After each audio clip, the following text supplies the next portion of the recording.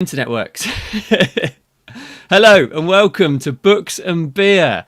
I'm joined today by a good friend of mine and what would you call it? A psychological thriller legend, David Lyons. There he is. How are you doing, man? Are you well? I'm all good. I'm keeping well. I'm a bit hot. I'm not used to these 20 plus degrees days in Britain. I know. Honestly, it's mad. I almost thought about doing this in the garden. But then I was worried I wouldn't see you on the screen because the sun was so bright. Too much. Yeah. I know. Yeah. So you're in Dublin at the moment. I'm in Birmingham. Oh, right. No, I am a Dub, but I married a Brummie. And we spent the first 8 years in Dublin together, and then we moved over to Birmingham. But we'll be back in Dublin soon, next year. Okay. So you live there. You've lived there for the last few years, have you? Five and a half in Birmingham, yeah. Wow. Oh, nice. What do you miss most about Ireland then, from any perspective, really? What do I miss? Well, it's been a weird year or two for everybody, hasn't it? The last year, so we're all missing home comforts. I guess I should answer that question by saying my mother. Yeah, probably safest. Close second is the nightlife in Dublin and the sort of metropolitan place that Dublin seems to be in right now. It's a bit of a thriving capital. I do miss it a lot. It is a great fun place. I've visited a couple of years back and just I think we were there on a Tuesday night and just walked into a pub with a full Ceilidh band going, 500 people crammed in. It seems like another world now to have 500 people anywhere, but and that was just a normal Tuesday in Temple Bar or wherever it was, That is Temple Bar. There's no difference between a Tuesday night and a Saturday night in Temple Bar. That's it. But Dublin forms like the backbone of a lot of your stories as well, doesn't it? Or certainly the ones that I've read. Yes, all 6 of my novels that I've released so far are based in Dublin, set in Dublin. But my next set of books will be based in America. It's the first time I've come out of Ireland and set a novel somewhere different.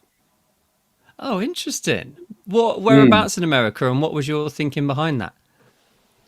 Well, the book is actually called In the Middle of Middle America, my next book. And it's set in a town called Lebanon in Kansas, which is literally the middle of America. So there's a monument and all to say this is a geographical center of America. And so I set it in that small town. It's right on the north border of Kansas. And it's a sort of mosaic of different characters. A novel, a bit sort of Chad Kultgen, or as a movie reference like Magnolia, the Tom Cruise and Julianne Moore, where there's a mosaic of different characters and their lives intermingle and they entwine, and then it leads up to a big twist at the end. So that's I just wanted a different setting from Dublin. I wanted to broaden my thinking and test myself. So we're off to America. That's interesting. And is this going to be a similar sort of book in the sense that you'll do a trilogy based around? Because your trilogies, they're connected in different ways and quite creative ways, aren't they? It's not like mine where it's just case 1, case 2, case 3, case 4, Yeah, I guess they're different. They're all standalone stories, essentially, Luke. But they're normally connected through theme or narration. So my first 3 books, for example, is called the TikTok trilogy. They're 3 separate stories, but they're all set in 5-hour time periods, real time. And they're multi-narrative, so different characters seeing the same thing happen from their own perspective. So they're different characters from story to story, but the theme and the narration is the same. I'm struggling. There a couple of times there you froze while you were talking. Your voice was good, but you just sort of froze midway, and I'm trying to keep going. But no, it's absolutely fine. The beauty of this software is sometimes it can seem fine for people listening at home, but for me or for you, it can seem a bit twitchy. But it'll be fine. My broadband. I'm sure it'll be okay. And we've missed a really important thing, actually. I need to crack this beer open, mate. I normally do that right at the top of the show, but we'll have to do it 4 minutes in. I'm on a beautiful summer lager, a Spanish Estrella. They're from Barcelona. So yeah, there we go. So you change your beer up every Wednesday? Yeah, I try to at least. Ah, nice. Well, I'm not a beer guy. I'm on the gin. So sláinte, as we say in Ireland. Nice. Oh, Have a good cheers. Cheers for that. Oh, Steve Moore says in the comments that the sound is fine. So that's the most important thing. We can, if we trip out or if I get confused that you're frozen or vice versa, just keep talking and all will become good. Yeah. Well, thanks, Steve. He's always on the ball, that guy. He is, absolutely. Yeah, absolutely. And a handsome dude to boot. He'll be smiling now. He'll be having a great time. His eyebrows are almost good as mine. Almost as good as yours, yeah. Alison says, hi, Luke and Dave. Brilliant. Hi, Alison. How are you doing? So writing your series in that sort of way must take an incredible amount of planning and organization to make sure all of those loose ends sort of tie together. Like, for example, something I find quite difficult is if a character goes from one place to another place is making the time correct that it would take them to travel. But you've then got to think, well, if they're doing that affects what happens in story 1 because that character's got to be here at this point of story 2. It must be very complicated. It's a bit of a juggle in that way, but I am a notorious planner. So I do an awful lot of plotting. I know there's an argument, or there's two camps, isn't there, in between us writers. There's plotters and pantsers. But I definitely fall into the plotting. It takes me as long to plot a book as it takes me to write it. Mm-hmm. But I'm still, if I read, I haven't read any of my books since I published them, but I know if I did, I would find an error somewhere with the timing, and it would grate on me forever. But I suppose when people read them, they don't read them simultaneously, do they? So actually, by the time they've read one, if that person pops up maybe 2 weeks later when they read the second one, they might not have quite remembered exactly where it fits together, I suppose. But it's a real feat to work out. Yeah. I'm a little particular with planning. Say that again, sorry. I'm quite meticulous with the planning, I think. What does that involve then? It normally what have I got? I'm on my work desk now. It's normally an awful lot of notes and tables. Oh gosh. Just jotting. But I would have the time for what's happening to a character throughout the novel, and then I'd have a table, and I know what should be happening to different characters at that particular time. But it's only the first trilogy of books that are that sort of time sensitive. Okay. And then when the second trilogy are trials, they're all based around courtroom trials. So it was a different approach. Okay, that's interesting. So with the second one, there's still the link with various characters appearing across the series then, is there? But yet they all are a different trial of different people, a different case sort of thing, in the more traditional sense that a thriller might be. It's normally peripheral characters that jump from book to book. It's never sort of the main characters. Their story normally ends when the book ends. So it might be a detective in the background or a school in the background who would pop up book to book. I like that idea. Get away with it. Yeah. And then I suppose the main character in book 1 may have a walk-on role in another book later in the series or something like that. That does happen, yeah. I really like that idea, actually. I think that's very, very sort of clever, the way you can recycle, bring people back in, because it does there is something familiar about that. And it's always nice when that happens in sort of a TV program or a series of films, isn't it? Someone that you got to know really well a few episodes ago appears again for one reason or another. Yeah, I find I like to catch up with characters that I have invested time in. So how my first book ends, for example, you sort of catch up with those characters 2 or 3 books down the line. You find out from a news article how they've been getting on. So I just like throwing in little teasers like that, I guess. Yeah. No, I like it. And will this new book, will that be a series of 3 again? Will that be a trilogy, or have you got have you decided it will be a trilogy, or have you got the intention that perhaps it will run a little bit longer? No, it will be a trilogy. It'll be 3 books, and it's going to be different this time in that they're going to be the 3 of them are going to be based in America, and they are going to follow one central character who's a news anchor, a national news anchor on American TV.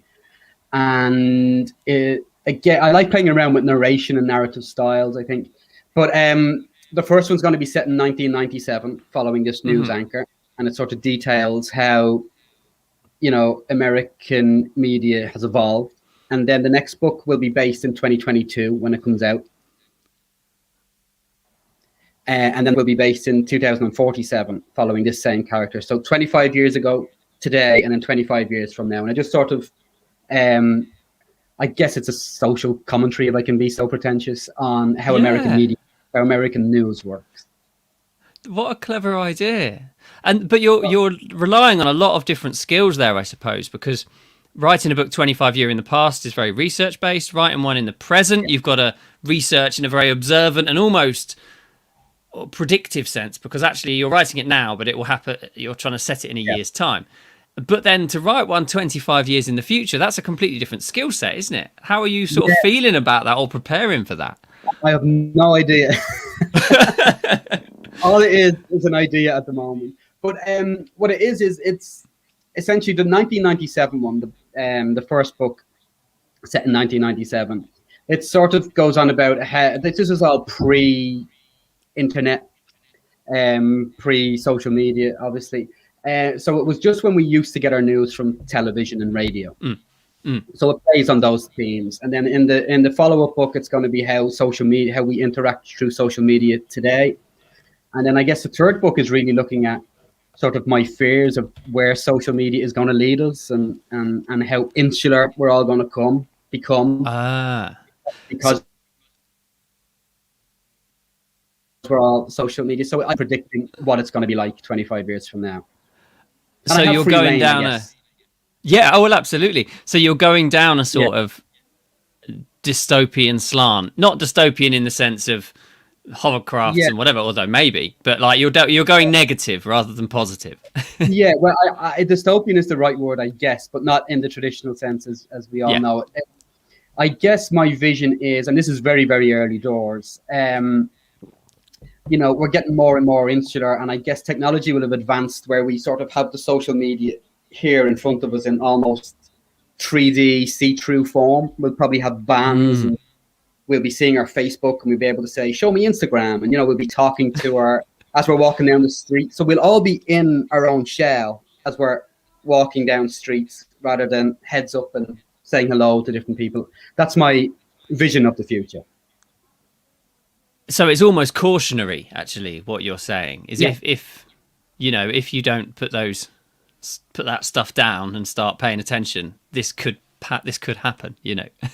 This is where we're going to. Yes, and I'll be the first one there, because I'm as hooked on it as anybody else. That's really exciting, and it's interesting also from a sort of writer's perspective, because I like the idea of writing different things and changing my novels, and the setting always changes and this sort of thing. But I haven't thought about taking such a leap like you have with yours. 3 distinct different worlds, 3 distinct different sets of characters. As that must have been a challenge to sort of almost recreate your creative process each time, and your ideas each time, or at least start from the ground up each time you come to one of those projects. Yeah, as you know, it can be, once you finish a book and the process is then to start thinking of what's going to happen in the next one. That's when I feel at my most vulnerable, or creeping into imposter syndrome. Right away, I think the next book's not going to be good, even before I've thought of the idea. You know what I mean? The coming up with the idea is the tough part. But funny enough, the idea for this trilogy, it all just dropped into my head at the same time. I thought, I'll do an American past, American present, and an American future. And so it all just came together at the same time. It wasn't stage by stage. I was literally, I like to meditate, and I do an awful lot of going inside my mind, because I'm one of those pretentious idiots. But No, I like that too. I'm all there. I'm there with you. That's good. I think authors have to be. And sometimes I spend ideas and nothing comes. And then I was literally just walking down the stairs one morning, going to make breakfast, and just boom, boom, boom, 3 books fell into my head. But you know how it works. Yeah. You just never 1%. Know it's going to drop. It's also the old adage about 1% inspiration and 99% perspiration, isn't it? Like, yes. as much as ideas are great, they are the easy bit. The difficult bit is turning that idea, that precious little flash of inspiration, into something that's good, isn't it? You know. So yes, after you did that, then you must have had to go and. I mean, did the idea come with the idea of it being American? Certainly, or did the idea come of it being did it come without the setting, and you then had to package that in and sort of think about all of those sorts of things that come with that? I had a loose idea for a book years ago, and because of one of the central themes, I had to set it in America. And I just thought, I'll do that when I'm more experienced, and I can find an American voice and all this kind of nonsense. But then when the 3 ideas of the American past, American present, and American future dropped into my head, I knew what the first book was going to be. And it had to be based, can't tell you why, but it had to be based in America. So I sort of had this Irish character move into this place in America, this small town called Lebanon in Kansas. And then I took it from there, and the ball started rolling. That's when I get all these notes and bullet pointing until I can... but the ending is always the first thing. For me, it has to be. Oh, really? That's interesting. I conceive the idea on the twist, and then I work backwards. Because I've only read one of your books, the Betsy Blake, which was brilliant. I really enjoyed it. But it was very much about the twist. It was like it was leading up towards it, and I didn't get it. I didn't get it before, but it was, and I won't spoil it now. It was leading up towards that, and I did wonder whether you didn't know when you were writing it. You've obviously just answered this though. Whether you didn't know when you were answering it, and then all of a sudden you were like, "What if this happened?" and but that was the first idea, was it? And then you thought, what would be true to make that happen, and sort of reverse engineer. Yeah, I won't say what the twist is, but it's that was the initial idea. What if? And I thought, that'd be great as a shock twist. But there's so many clues that lead up to that twist actually through the book. So I prefer to start with the twist so I can sort of plant clues and think I'm being brilliant as I'm doing it. And then at some stage I just go, oh shit, I'm giving away too much with these clues. And then I have to rein them back and see if I can make them as subtle as possible so nobody guesses. But that's my favorite part. See, I've got a bit of a twist in my new book, which is set in Riga, which I've been working on the last few months. I think I'll send you a copy if you're able to give me some advance sort of opinion as to whether it works. Because again, I've had to sort of signpost that it's happening throughout the book. So to me, it's obvious. To me, everyone's going to guess it. These people aren't idiots. They're going to get this straight away, But then that's because I know it. So I wonder whether it will be clear or not, Do you feel like that? Do you use an advanced reader team to? Yeah. Drop your. So that's for people listening, when you allow people to read your book in advance to give you some tips or feedback on it. Yeah. Yeah, it's useful. It's incredibly useful to get that sort of early feedback, isn't it? To know what if things don't make sense or whatever. It's so useful because, as you say, we're blind to it. We know what's going on at the back end of this story, so we need some feedback on whether we're building up to it appropriately or not. Absolutely. And will you write the whole first book, release that, then start on the second one, or do you have different processes going all the time and sort of skip between them and all of that sort of stuff? I would have loving to have had the patience to write the trilogy and then rapid release them. Here's book 1, 2, 3, and here's the box set for the trilogy. But I got too excited when I was finished the first one that I'm putting it out there before I've even started on book 2. And I think it will take me a year, maybe 14 months for all 3 books. That's the sort of pace I'm at. I know all different authors are, we can produce books at different levels and different stages and different time periods. But I'm about 3 to 4 months for a conceive idea, finish idea, get it all done, get it out there, type of a guy. I think I might be a similar sort of pace, although I always want to be quicker. It seems I'm always trying to to be quicker. But I suppose for you, you're writing a new thing. You know, you're writing a new story with new characters, so that must take a bit more time anyway from the ground up, as opposed to my stories use the same characters. And although the characters change and develop, of course, you know, I know them, so it's easier just to think, right, what's going to be really difficult for these guys this time? Yeah, exactly. Yeah, and you can keep testing and pushing that character, but the bones of that character aren't they? They've been established. That's it. So, do you think this new story you're working on, has sort of come from your past in the journalist industry or the news industry? Has that inspired your wanting to write about that? Yeah, I think I mean, if I was to be on Mastermind, say, if anyone would be dumb enough to invite me on Mastermind, which I'm sure would see me getting up off the chair with 0 points. But I think my specialist subject would probably be Sir Alex Ferguson.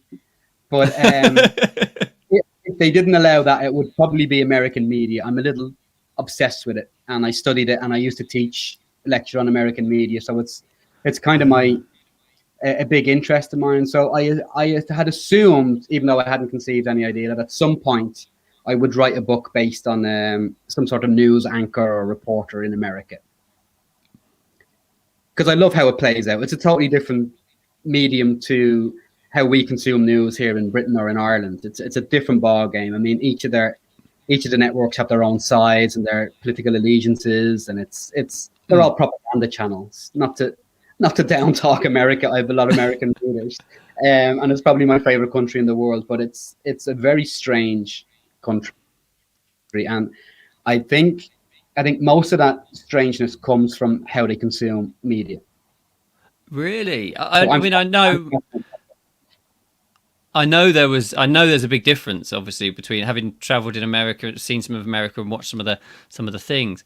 And you're right, they're a lot more sensational, isn't it? The news there, it's much more, it's less in depth than perhaps our news.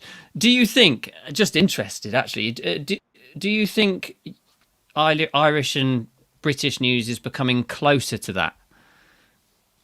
Yeah, I think Ireland is still a developing country, whereas Britain is so well developed and it has so many traditionalisms.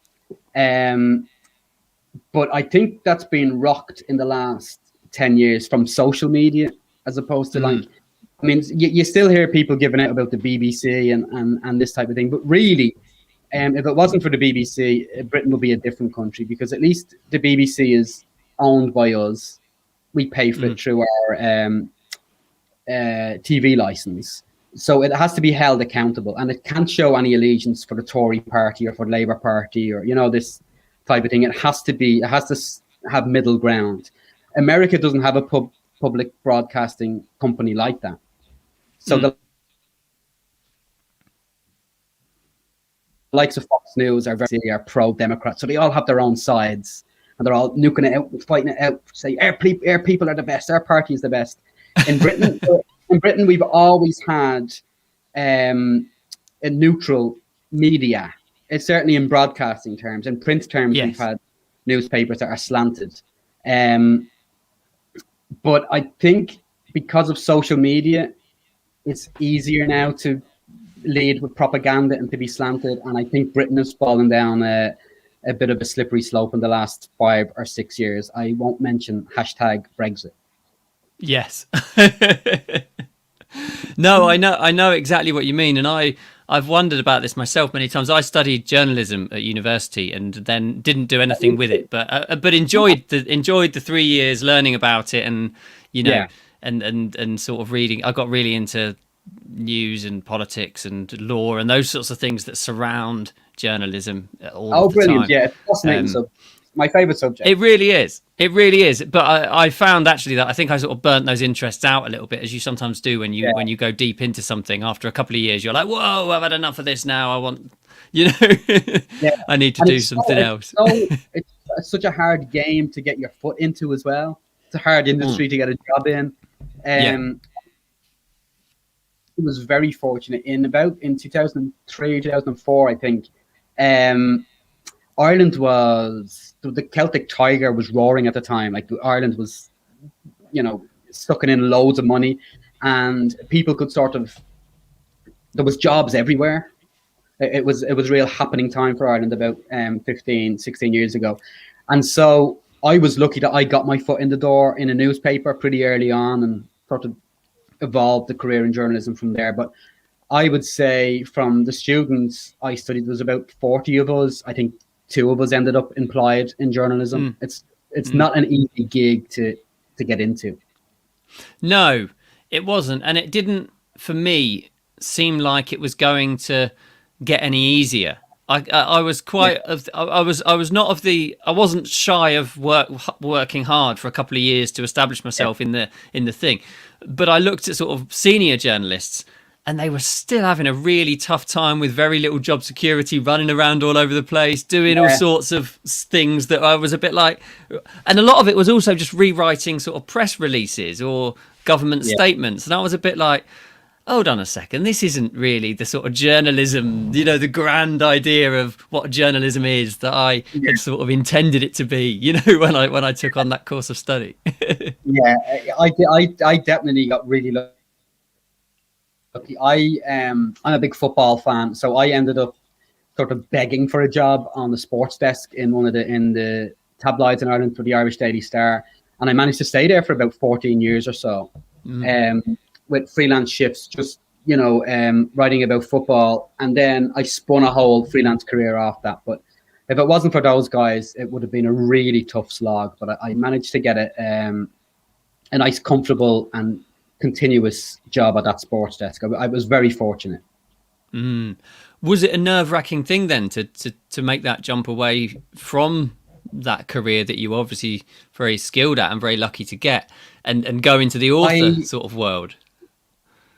How that happened? I was working for newspapers for about 14 years, and then newspapers were dying a very slow death in terms of everything was going online. So I started shifting gears and writing online for different websites. And then I realized, I can do this as good as these websites, because my wife's a website designer. So I was like, so she designed me this website. It was no nonsense football. I used all my contacts, different journalists. We had a team of journalists. We started No Nonsense Football. It was the fastest growing football website in the world. This was 2013. And I was sitting there one January 31st, Luke, and I was typing up all this bullshit on a transfer deadline day. And it was painful to keep up with it.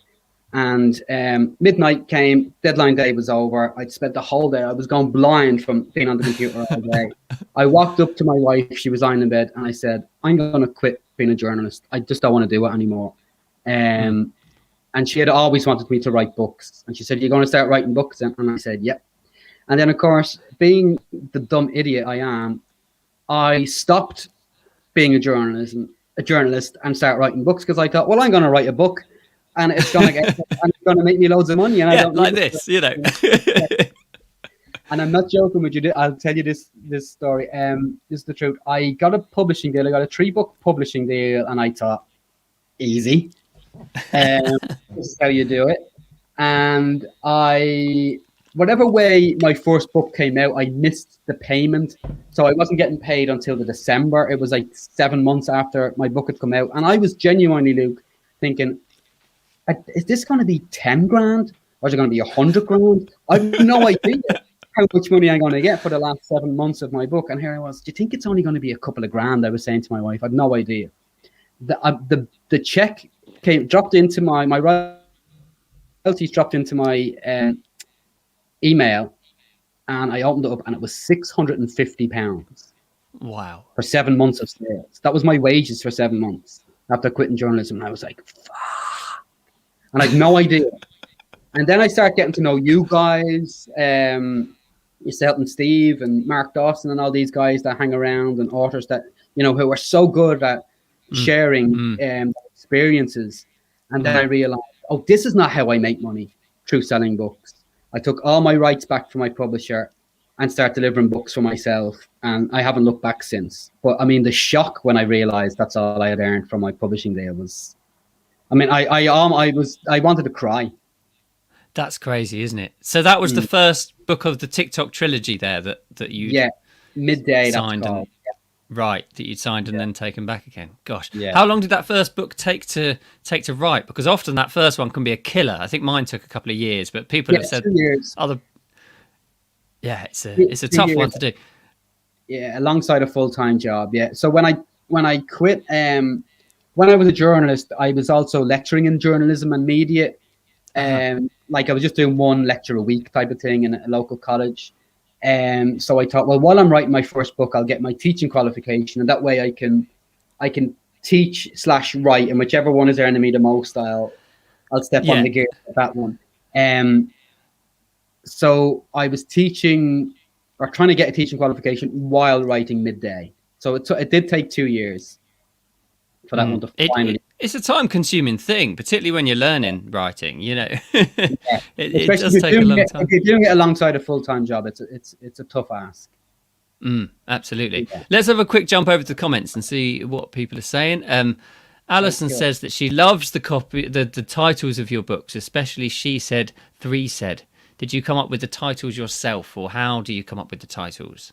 Oh, thanks, Alison. And that's interesting that you picked that one out. My wife came up with that title. I was desperate for a title on that one. What was it? Yeah, this one. This is about a celebrity in the Me Too movement who's been charged with rape.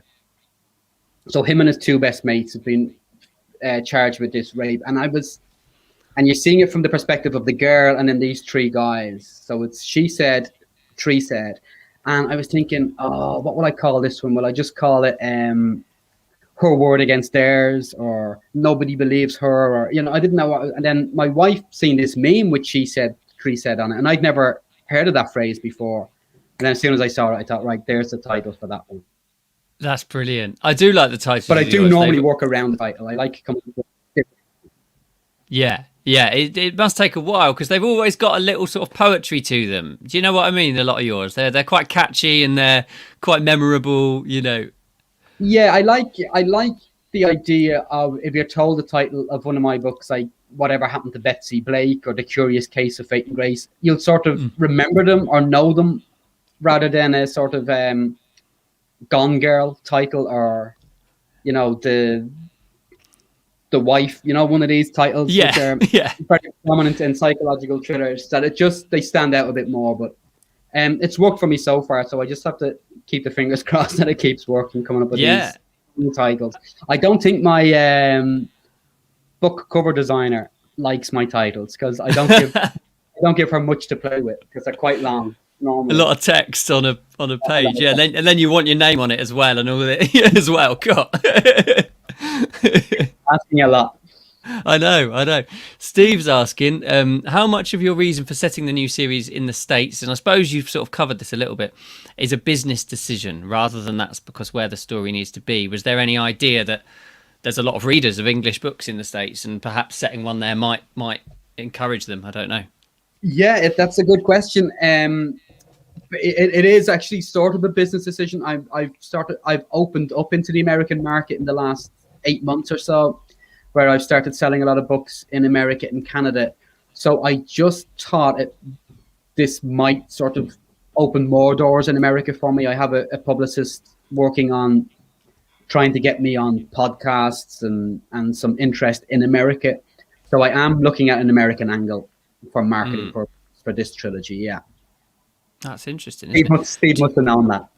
I know. Do you think then that setting yours in Dublin and I don't mean this as a insult to Dubliners or yourself, but it's not New York or Hong Kong or London or Paris. You know, it's quite a small city in quite a small country. Do you think you've limited the market then, or the interest by doing that? Or maybe the opposite. Maybe people are thinking, oh, it's an interesting place, you know.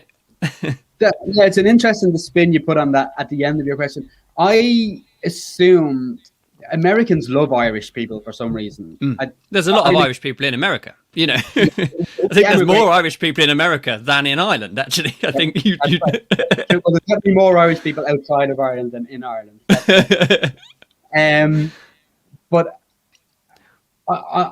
initially I wrote Midday based in Boston because it's a bank fight. There's more bank robberies in Boston than any other city in the world. And I thought, well, I'll set it in Boston and, you know, I'll get an American publishing company and that's how my career will go.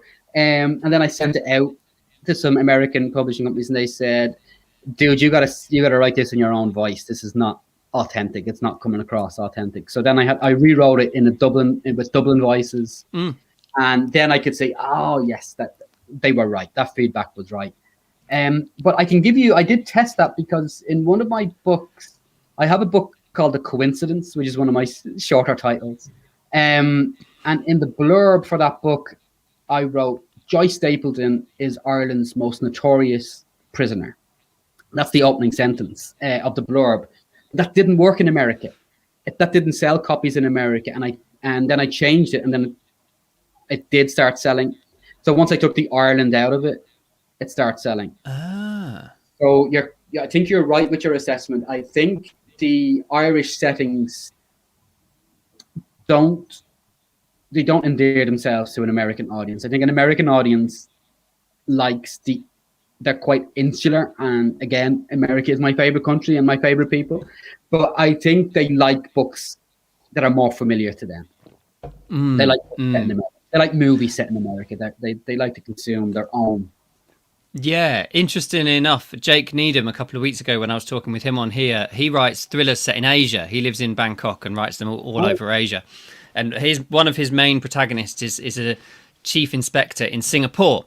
And he says that he really struggles selling books in America because that he sells loads in Asia and Europe and, you know, wherever. But America, he says he's American himself, but he really struggles to do that. And he's said the similar reasons to what you've just said. So I wonder whether that's a thing, you know, now. Yeah.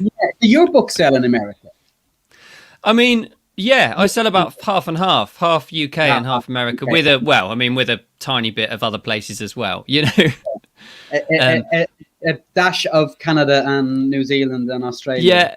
Yeah, India. I've said a few, and Japan and all sorts of other places, which I wonder why. Because then, well, I mean, there's a lot of English speakers in India, but But then I've got one of my New York. One of my books is set in America, but I haven't seen any more sales of that than the others. But there we go. I don't know. Yeah, but as you know, as well as I do, probably better than I do. It's this game we play, it's a test game, isn't it? You have to continuously test different types of marketing techniques and different,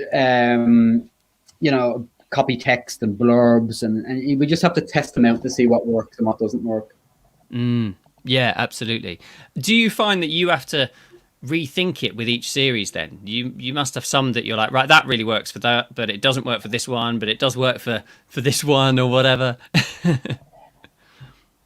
I test an awful lot of my marketing techniques on different audiences, but I never allow it to sort of really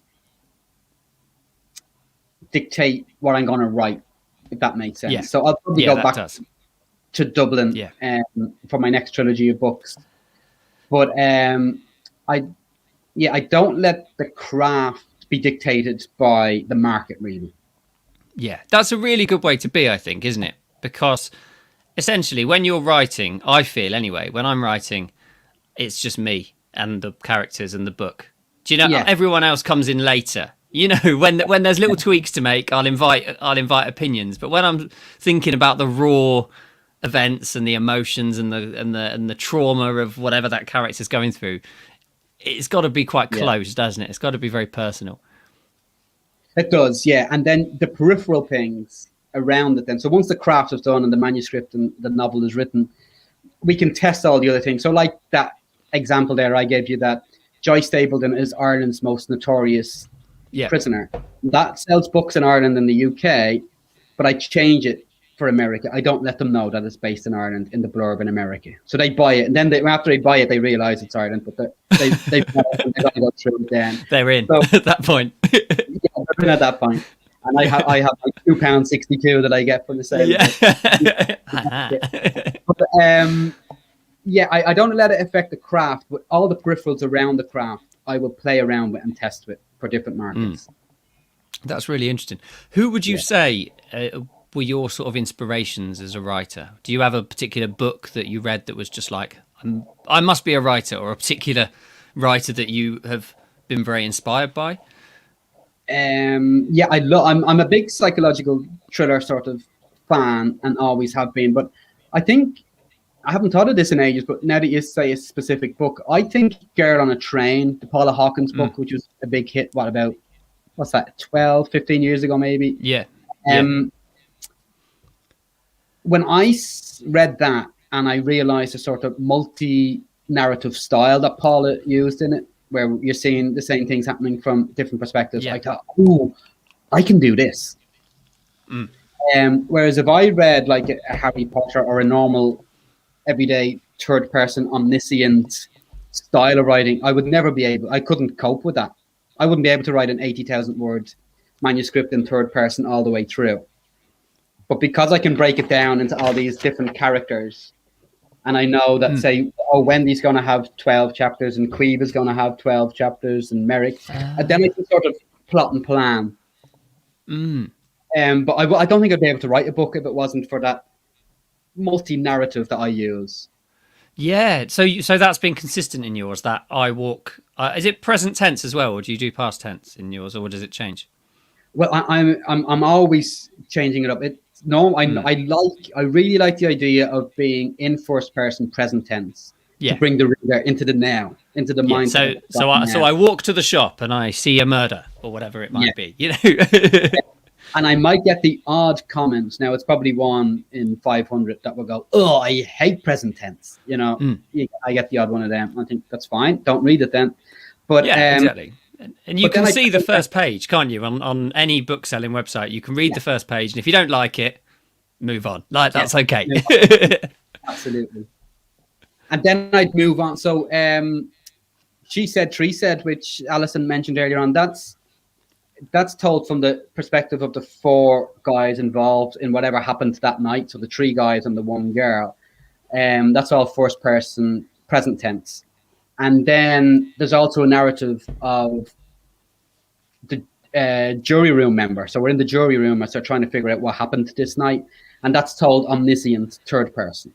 So I'm always playing around with narratives. It's my favorite thing to do. I like that idea, and I do like it when things change in books, and you sometimes you don't notice it for a couple of paragraphs if you're reading, you know what I mean, and then you're like, oh, that's interesting. It's flipped. It's gone. You know, something strange has happened here. Yeah, I like that too. So it was probably Paula Hawkins and Gillian Flynn who wrote Gone Girl. These types of books that I really loved, but they were the first books that made me think, do you know what? I think I can do this. Not that I could do it as good as Gillian, and I'm nowhere near their level, but the narrative style made me think, oh, I can do this. I mean, I love the old sort of Raymond Chandler style of Marlowe and all those sorts of things of whatever, you know, and that's first person, isn't it? You know, I walk into, you know, I smoke my cigar and drink a whiskey. And then the most beautiful woman in the world walks into my office, you know, and it is just, you hear that voice. It is so sort of visceral and it's so there, you know, it's great. And if it's happening in real time, it really reels me in, I have to say. No, I think that's good. And what I also like about books like yours and the way that writers like you use that perspective is you put the reader in the mind of people they don't like. And that is very uncomfortable because you're like, you don't want to know that person's thoughts. You don't want to be that close to that person. But as a writer, you're making us be in that person's head for as long as you want us to, because we need to find out what's going to happen. Like Exactly. My favorite thing to do is to put the reader in the mind of somebody that they can't figure out whether they like them or not. That's my favorite. Nice. And Yeah. I don't think we've mentioned, while we've been too busy talking about books, that you're wearing my wallpaper. Yes. No, we haven't. That was my first observation when we came on. It's a great flash. Crazy. Crazy. I'll send this T-shirt to you, mate. So next time we have a conversation, you can wear it. You can just see my bald head. Yeah. Well, I mean, yeah, absolutely. So when you're, there's not much hair on this call at all. It's great. So when you're writing these chapters, do you write all chapters from one perspective in sort of one lump, and do that, and then move on to the next one and write all of that character, and then sort of at the last stage slot them in? Or do you know chapter 1's going to be Wendy, chapter 2's going to be this character, chapter 3's going to be that character? Do you know the cycle it's going to work in? Yeah, I have plotted so much that I know the cycle. I know what's going to be chapter 1 all the way to chapter 32 or whatever it's going to be. But I might write out of sync, so I might write all of one character, get all their 12 chapters down or whatever it is, and then back in. So just to use She Said, Tree Said as an example, I wrote the perspectives of the 4 guys up in real time as the night happened, and they're going back to this hotel room and we're not sure what's going on. And then I went back and wrote all the omniscient courtroom scenes. So I wrote that out of sync, and yeah, I can play around with it that way. Yeah, I like to do the same, because I find that actually it takes quite a lot of sort of time to get into the character's perspective. And whilst I don't write from the first person, you still need to know their thoughts and feelings and whatever. So I tend to just write straight the way through with one character, and then go back and write straight the way through with the next perspective, and so on and so forth. I find that the most efficient way to do it. Yeah, well, it keeps that voice in your head, doesn't it? Then you don't lose track of the voice. Yeah, exactly. And then the chapter transitions are tighter as well, because you know exactly where that one left off, so you know exactly where the one that follows whatever scenes in here needs to pick up with that, so there's no sort of repetition or missing anything either. Yeah, I'll tell you something I do to get my voice down. I'm not sure if this would apply to you so much, not writing in first person, but because I've got different multi-characters, that once my first draft is down, I go back over each chapter, each character chronologically. But I'll create a playlist. So say I have a 15-year-old character, I'll start listening to boy bands all week. So I try and get into her head, and then I just write her 15-year-old jargon and her mindset. And then I might have a 45-year-old character, so I'm going around listening to a band like Arctic Monkeys or Kaiser Chiefs or something. And then I try and just for voice, so I can go back through all their chapters and get it a bit more authentic. But first time around, first draft, I tend not to bother too much. I want to get it down, and then I'll paint on all the color afterwards. Yeah, you're absolutely right. That's the challenge, I think. Getting off the blank page is always a difficult. That's the challenge. Draft 1 for me is my hard work.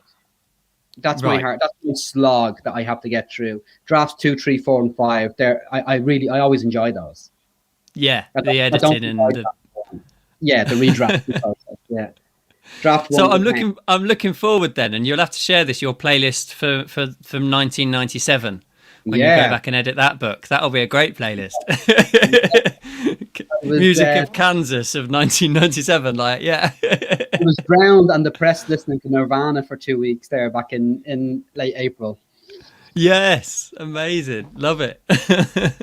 Right, we've got a couple of comments to have a read of.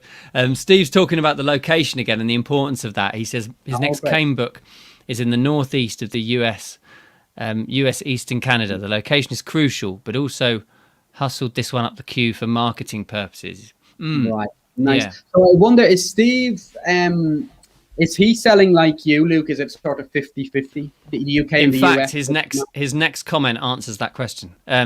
For me, it's 70% US, 20% UK, and the rest international. Okay. So he's much more, which is interesting, because I don't know, Steve, but I don't think you've set a book or one of your Kane books in America or North America at all, have you? They've all been all over the place. So that's interesting bucks of the trend, perhaps, that Dave and 2 weeks ago Jake was talking about. And Steve, is he exclusive to Amazon, or is he what we say in the biz? He's KU. Oh, he says no, not yet. So he hasn't yet he hasn't set one in America. One in the States. No. I tend to do a lot on KU in America, but my sales are still predominantly UK. Although, I mean, it's probably about 60-40 now, but I'm trying to now with this next trilogy of books build up the American readership base. It's an interesting sort of the business behind the author stuff is a minefield that that you can go into. But as you say, I really like the way you said a little while ago that's one side, and you almost sort of leave that side and then go and do the creative, and they are separate. And I think that's a great attitude to have.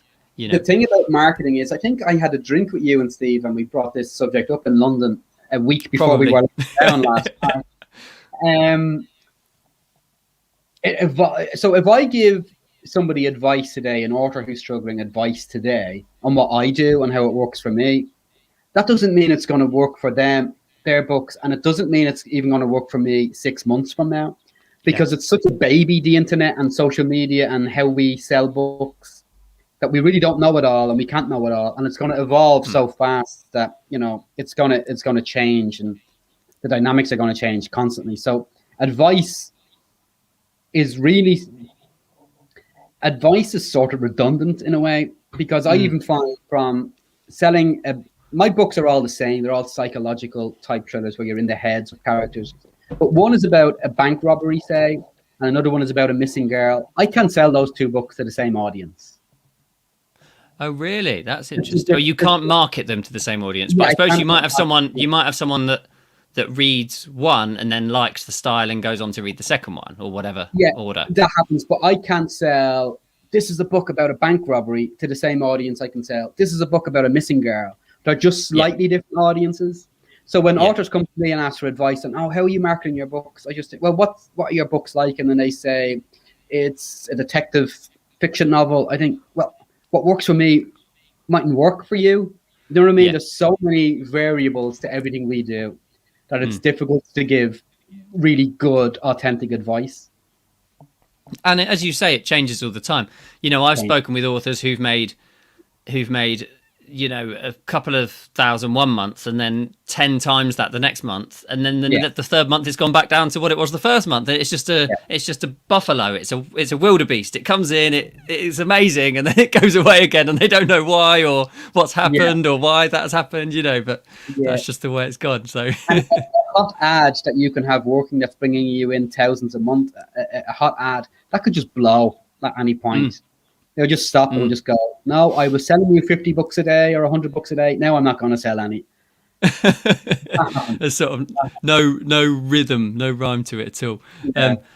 Alison has just asked us, do you ever get frustrated or angry, or even the opposite, and fall in love with your characters? Great question.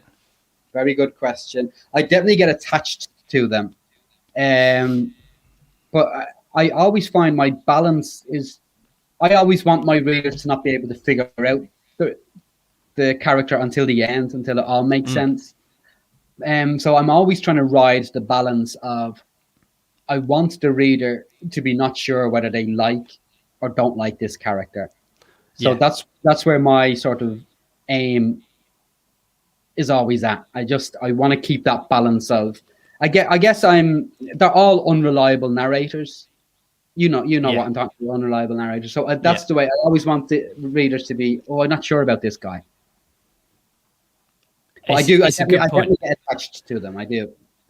I see. This is it with my series. I absolutely love my main characters, and I really enjoy writing them. And if I was to say, like you have, I'm not going to write another book within that trilogy or whatever, I'd be a bit sad about that. Do you know what I mean? Like, I don't mind going off and writing other characters and coming back, but the idea that I was going to go, okay, I'm going to leave it now.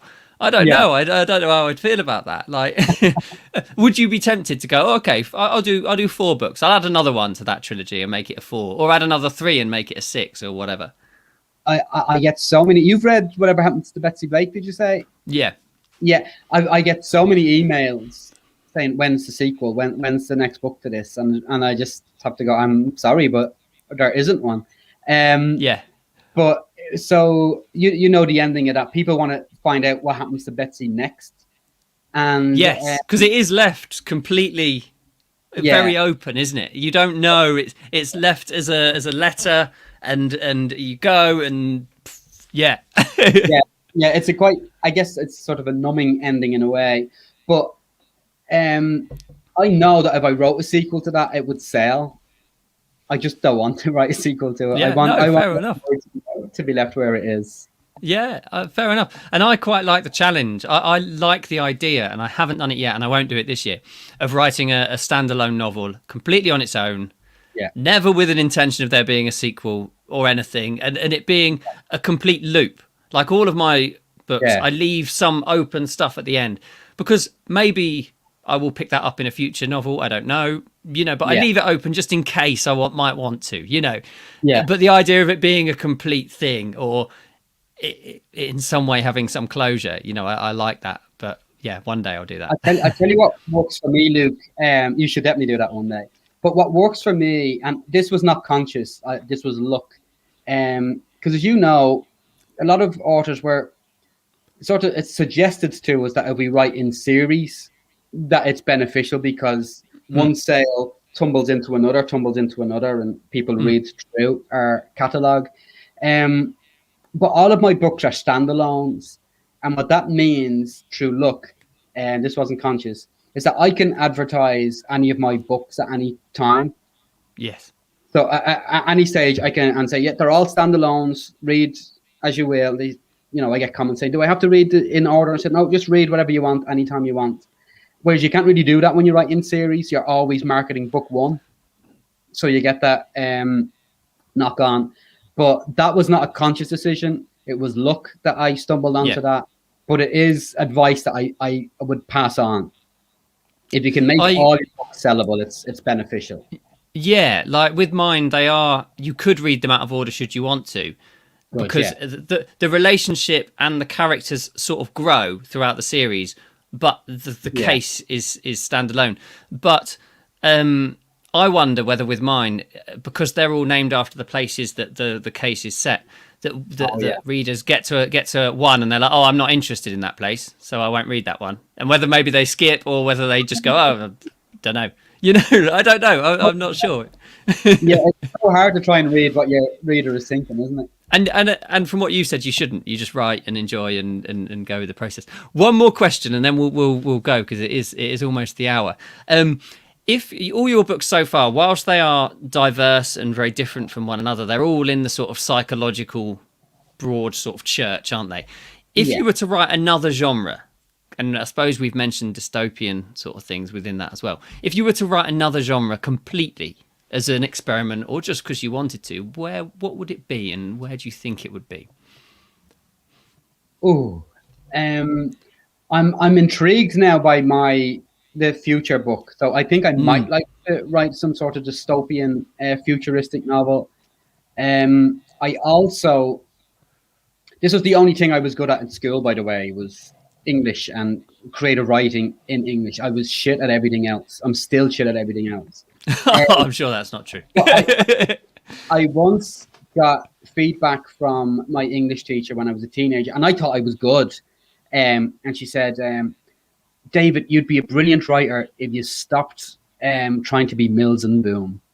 And I thought, what? I don't write no stories. And then when I read back through it, I noticed, there's always a romantic sort of element to everything I write. And I didn't know anything about romance. I had barely had my first kiss at this stage.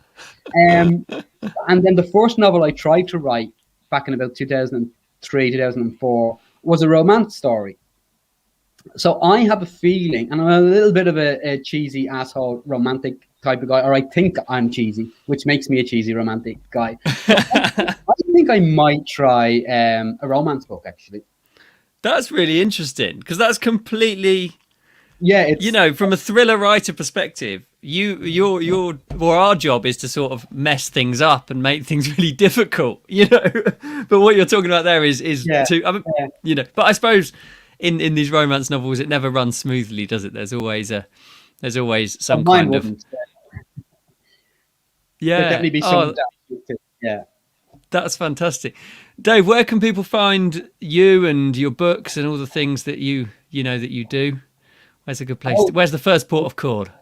My official website is theopenauthor.com. And I'm David B. Lyons on any social media, Facebook or Twitter and that type of thing. I'm more active on Facebook. Mm-hmm. And it's on Amazon, your books, aren't they? They're all on Amazon. They're all on Amazon, yeah. Dave, thank you so much for joining me. It's been absolutely fantastic to finally be able to have this conversation. That was the quickest hour of the week. It just flies, doesn't it? It just flies. Yeah. Ladies and gents at home, thank you for joining us. Even if you're watching this after the event, do leave a comment, because I do still get notified and still love to hear what you're saying and love to see your comments and all of that sort of thing. If you're watching on Facebook, make sure you like the page. If you're watching on YouTube, make sure you subscribe and those sorts of things. That's important too. I'll be back here next Wednesday at 5 o'clock again. I'm going to be on my own, or possibly I might invite Steve with me next week. I haven't asked him yet, though. We'll see if he's still watching, because our book is released on Friday, next Friday. Our book, Set Them Free. Yeah. Oh, thank you so much. So yeah, I'm not going to have someone else, so I can just talk about myself and our book for the whole hour. Yeah, exactly. I don't want to talk about anyone else this time. Dave, thanks so much. Everyone at home, thanks so much. See you again. Thanks, James.